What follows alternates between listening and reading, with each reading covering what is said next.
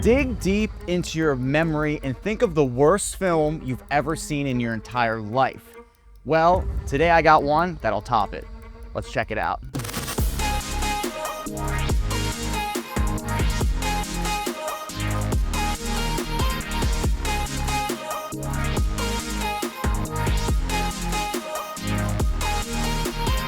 What's up, everybody? My name is Chad Shifley, and today I'm going to tell you 12 things I absolutely hate about the Mortal Kombat 2021 reboot film.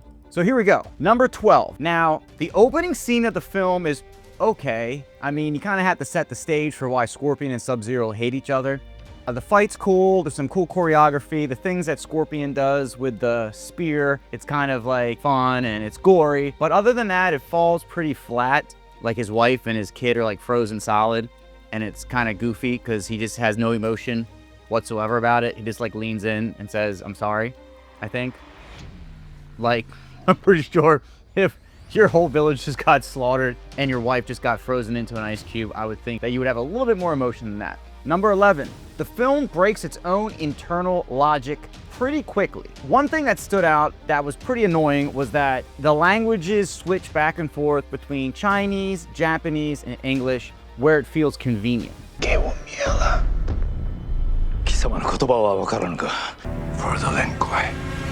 And then ultimately, the battle between Sub-Zero and Scorpion at the end of the film, which is pretty cool, has pretty interesting elements to it. What makes absolutely no sense is how Scorpion says, "Get over here." Get over here!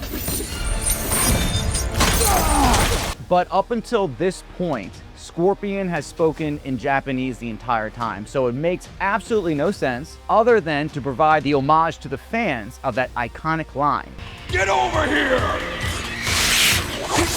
It makes no sense for him to say that line in English. And then after he says, "Get over here" in English, and Sub-Zero is defeated, and he's talking to Cole, he reverts back to f***ing Japanese.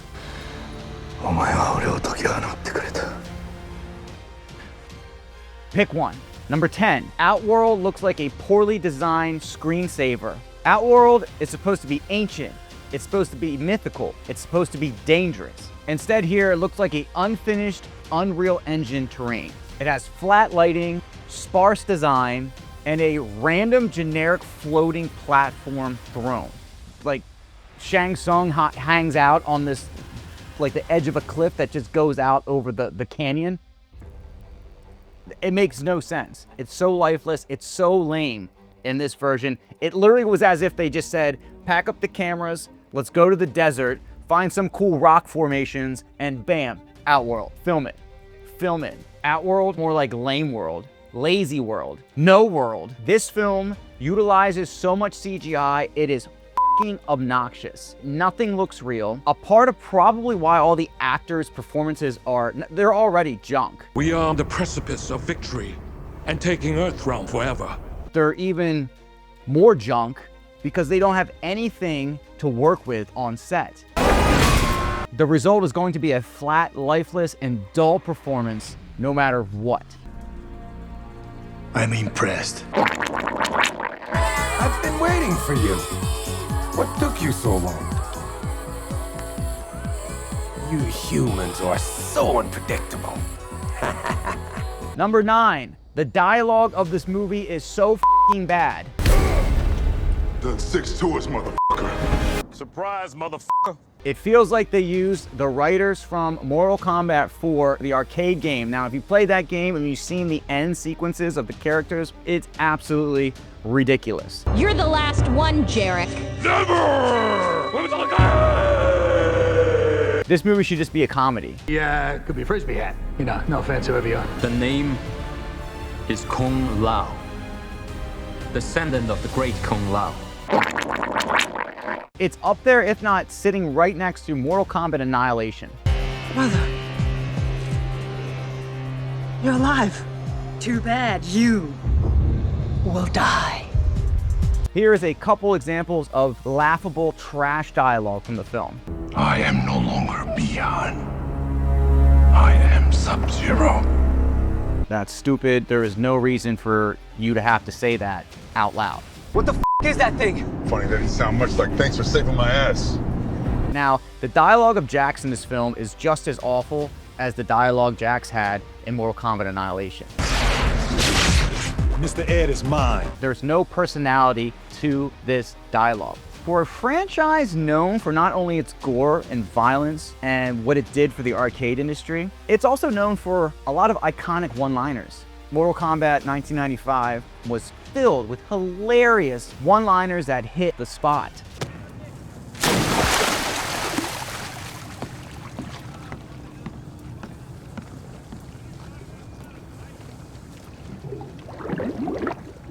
Thank God I didn't ask him to park the car. The fate of billions will depend upon you. Sorry. And this movie wasn't just written by one person, it was written by 3. It took 3 people to cobble together this piece of shit. Get off your ass, Major. So to all you aspiring writers out there is hope for you. There is nothing for you here, only death. Number 8, Cole Young is the new Mortal Kombat protagonist that nobody asked for. Are you sure?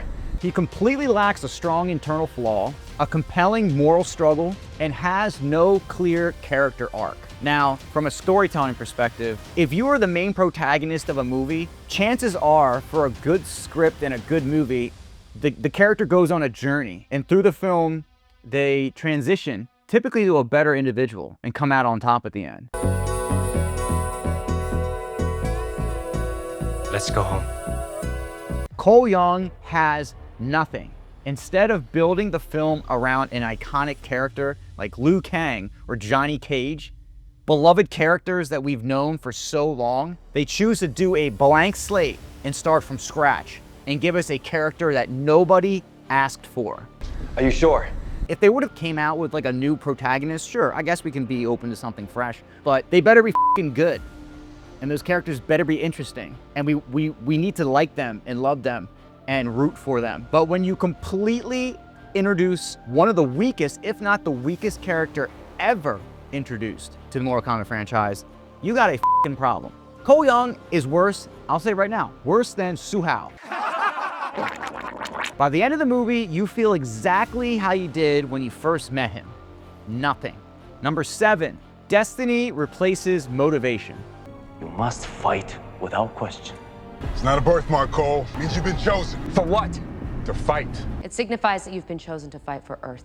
That's obligation and not motivation. In the 1995 film, all the characters had motivation. Johnny Cage wanted to prove the world wrong and show everybody that he was a legit martial artist. Liu Kang wanted revenge for Shang Tsung killing his brother. Sonya Blade was motivated by revenge because she wanted to kill Kano for killing her partner. All these characters have clear motivation, which drives them forward in the plot and also brings them together so they have to participate in this tournament. The golden rule of any character in any movie or any story is they have to have clear motivation to move forward in the story. Screenwriting 101, rule of thumb. Within the first couple minutes of any movie, you need to be able to tell who's the main character and what do they want. Cole Young has no motivation other than Jax and Sonya telling him he's got this f***ing birthmark and that it's part of the mystical tournament that he has to participate in. It means you've been chosen. For what? To fight. I've spent years trying to figure out what it all means. It makes no sense. When characters fight for something because they're told to do so, the audience doesn't feel the urgency or the importance of the situation. Would you listen to anybody that showed up to your house and said, hey, you got a birthmark, you have to go save the world? Go f*** yourself. Number 6, the film wastes its most iconic characters. First point being, Reptile shows up in this movie like a poorly CGI'd giant iguana. Me personally, as a Mortal Kombat fan, I never liked Reptile when they made him just a fool, like a lizard, in any of the games. Mortal Kombat 2 was the best. Mortal Kombat 4, one of the stupidest designs ever. Mortal Kombat Deadly Alliance, where he was literally an iguana with a ninja suit on. Stupid. But in this movie, he shows up for a couple minutes in a side quest fight scene and gets killed off rather easily. Now, Reptile, in my opinion, is one of the greatest characters in the Mortal Kombat franchise, and this is the first example of how they just waste and toss aside some of the franchise's most beloved characters, which I take it personally because it's a fucking insult to us Mortal Kombat fans. In the 1995 film, I mean, I'm gonna give them the benefit of the doubt because of the technology at the time. The lizard version, CGI version of Reptile was pretty bad. Like, I didn't like that at all. But I will say one of the greatest fight scenes, if not the greatest fight scene in that movie, is the Reptile Liu Kang fight. Now, when Liu Kang throws Reptile into the statue and it morphs into the ninja, and then you have fucking Shao Kahn's voice say Reptile.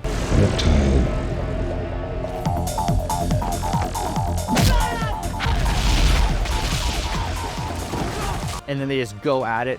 One of the greatest fights. I would even say it's one of the greatest fight scenes I've seen in any martial art movie. Reptile had a clear presence in that movie, and he went down swinging. So, satisfied with that. Reptile Liu Kang fight, phenomenal. Let's talk about Goro. Goro is one of the most infamous characters from the Mortal Kombat franchise, if not the most famous character, forced to be reckoned with.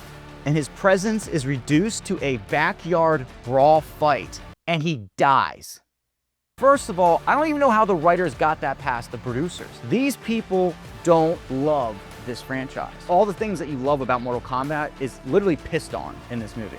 Goro doesn't even make it to the tournament. He gets in a backyard fight with the lamest protagonist in film history. In the 1995 film, he destroys people. He beats the shit out of so many people and has this dominating presence in the movie. Goro was given respect in that film. And in this movie, he is pissed all over. Nintara and Rico, like two characters that nobody remembers from any of the games. You have such a massive pool of characters to choose from, and you choose characters that no one gives a fuck about. Cabal was cool, not gonna lie, I like Cabal, but does anybody remember these characters? Because I don't. Mortal Kombat Reboot 2021 doesn't have as many disposable characters as Annihilation did, but they're treated the same way. They show up for no reason, so they don't really serve any purpose other than just to march around and say, oh, hey, I'm the bad guy, and then they're dispatched of. Number 5, two of the most, what should be meaningful characters in the movie, Raiden and Shang Tsung, are reduced to flat, basic bitch characters. One more victory, and Outward will gain control over Earth forever. The fate of billions will depend upon you. Sorry. Shang Tsung should be manipulative, charismatic, and commanding, and Raiden should feel godlike and wise. These two characters are by far the most forgettable characters of this movie, right next to Cole Young. I've come to claim your world. Compared to the 95 version, it's day and night. Sorry. Back then, they were sharp, they were witty, and full of personality, antagonizing in a fun, engaging way with real charm and mystery. In the 1995 film, both characters, Shang Tsung and Raiden, were awesome. These characters in the reboot feel like placeholders instead of pillars. F*** the writers. Number 4, Raiden's Temple of Absolute Boredom. It wasn't always like this. For a movie about interdimensional combat, the environments are shockingly limited. For a Realm Guardian sanctuary, it feels like a low-budget escape room. I knew it. It's all real. Raiden's temple is basically tunnels, cave paintings, rock walls, and he's got a big lava lamp in the background. It never expands visually or spatially, so scale without imagination is absolutely useless. This is what I have to work with. Number 3 is the stupid arcana thing. How do I find my arcana? It must come from your soul. What don't people understand? Anytime you have a movie with a story where the characters have to split ways for a portion of it to find themselves, and in this case is to unlock their arcana. Anytime you do that, the story drags, it flounders, it never works. You have failed to find the arcana. At the midpoint of the film, everyone splits on a side quest to unlock their own internal powers, which for the most case, some of them are really f***ing lame. This is one of the worst structural decisions any movie can make. It Chapter 2 did this. The past is buried, but you're gonna have to dig it up, piece by piece.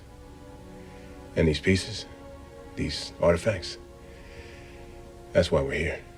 I mean, that movie was just junk. Both those movies were junk. Andy, Machete, whatever your fucking name is, you. It Chapter 1, It Chapter 2, trash. Because of this, nothing escalates and nothing progresses. We also came from Mortal Kombat, not Mortal Kombat training camp. Mortal Kombat is about the tournament, about the fighting. There's no tournament in this movie. What the fuck? Thank you for helping my fighter find his arcana. The writers, you can take this arcana and you can shove it up your ass. Number 2, the film builds up to a tournament that never happens. Imagine watching a Rocky reboot and he trains the whole movie, but then he never fights Apollo Creed at the end of it. What if this movie failed epically, financially? What if this movie failed and they didn't greenlight the second one? Would we never get the Mortal Kombat tournament? Think how stupid and suicidal that is. Imagine making a movie about Mortal Kombat where there's no Mortal Kombat tournament. Whoops. Oh, hang on. And risking the fact that the second movie might not get made and then there'll never be a tournament. Whose brilliant fucking idea was that? I'm gonna write him a letter. Number 1, a visual film with no substance, no story, no interesting characters, nothing for the audience to attach themselves to. If you can't get your audience to give a shit and care about what they're looking at, the film fails automatically. Simon came from a visual, high-budget, commercial directing background. This is his first feature film. How many times have we seen this mistake be made? He cannot tell a fucking story to save his soul. Mortal Kombat is famously known for fatalities, the violence, but you can't just rely on that. This movie is nothing but overly gory death scenes. The fatalities, yes, they're gory. Yes, they're over the top. That's cool, but you can't rely on the success of the movie just because of how cool the fatalities are. If you haven't noticed, every time in the marketing campaigns with all the actors, the producers, the director, the only thing they have to talk about and gloat about is, oh, the fatalities are going to be so great in this one. We're one-upping what we did in the first one. Anything that was from the game, we wanted it to have an emotional impact. We wanted it to mean something beyond just, oh, that looks cool. That looks cool. Beyond just, that looks cool. None of that exists in this movie. It's so f***ing bad. No one gives a shit about how gory the fatalities are if you don't have the story and the substance of the characters. So I'm making this video now because I want it to come out before the second one comes out. It comes out in 1 week. I don't even need to see the second Mortal Kombat film to tell you it's gonna be trash, just like the first one is. You have been chosen to fight. This movie is awful, it's empty, it falls flat, it sucks. And that, my friends, is the true fatality. Fatality. Now, tell me what you guys think. Have you seen the movie? Do you like it? Do you hate it as much as I do? Drop a comment below in the comment section. Hit that like button, turn those notifications on, subscribe to the channel. Stay collecting, my friends. See you.